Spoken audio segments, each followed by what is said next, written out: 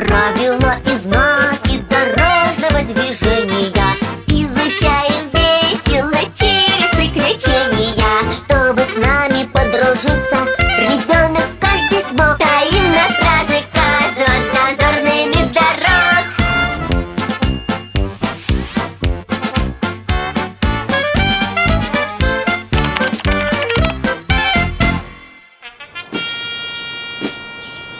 Мои верные подданные, давайте построим высокие крепостные стены, которые будут оберегать нас от опасностей.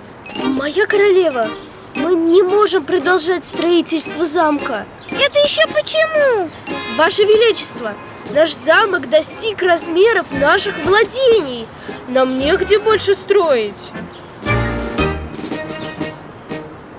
Значит, самое время расширить владения. Вперед!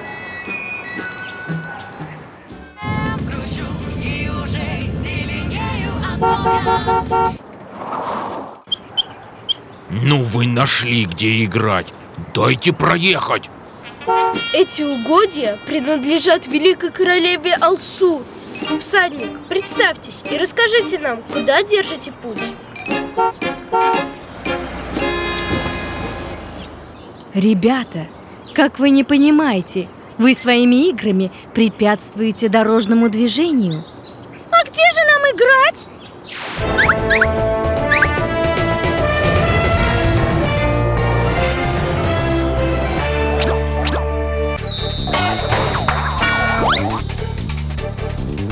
Что вы тут устроили? Вас и на минуту оставить нельзя. Запомните, раз и навсегда. В тот момент, когда вы вышли из своего подъезда, вы уже стали участниками дорожного движения. А это значит, что надо всегда быть внимательными и помнить про правила безопасного поведения на дороге. Кажется, мы так заигрались, что совсем забыли про эти правила. Дозорные, пожалуйста, напомните нам их. Ну, конечно, это совсем не сложно. Главное – слушать внимательно. В первую очередь вы должны запомнить, что дворовая территория может таить те же опасности, что и проезжая часть, так как внутри двора тоже ездят автомобили. И стены песчаного замка вряд ли спасут от этой опасности. Поэтому играть можно только на детской площадке. Жилая зона обозначается знаками «жилая зона» и «конец жилой зоны». В ней движение пешеходов разрешается как по тротуарам, так и по проезжей части.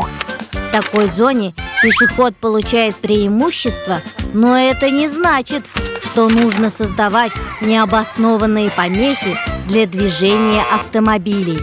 Будьте осторожны и внимательны, когда выходите из подъезда. Вы можете сразу попасть на проезжую часть. Поэтому обязательно посмотрите по сторонам. Налево, направо и опять налево. Пропустите приближающиеся автомобили.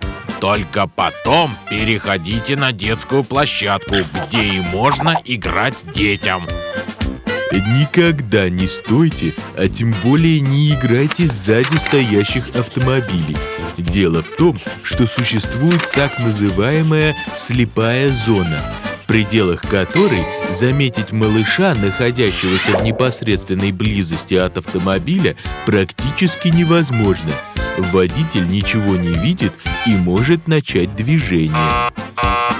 При переходе проезжей части вне пешеходного перехода пешеходы не должны создавать помех для движения транспортных средств и выходить из-за предметов, ограничивающих обзор.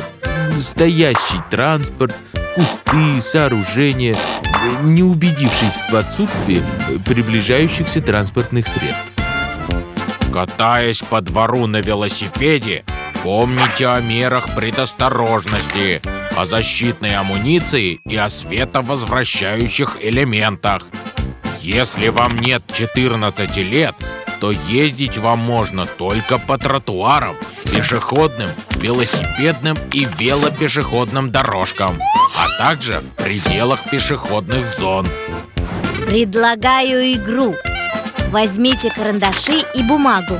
Нарисуем подробную карту двора и отметим на ней красным карандашом все опасные участки: места стоянки автомобилей, арки, выходы из подъездов и участки дороги с густым зеленым насаждением вдоль них.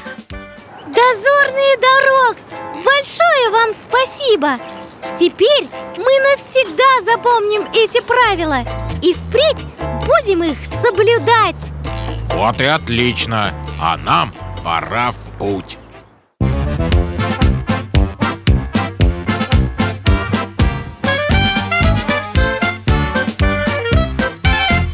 Зеленый, желтый, красный, с тобой день ненастный, горят погоды ясный. Зеленый, желтый, красный, друзья мои прекрасные, и тот помог. Зеленый, желтый, красный, дозорные дороги.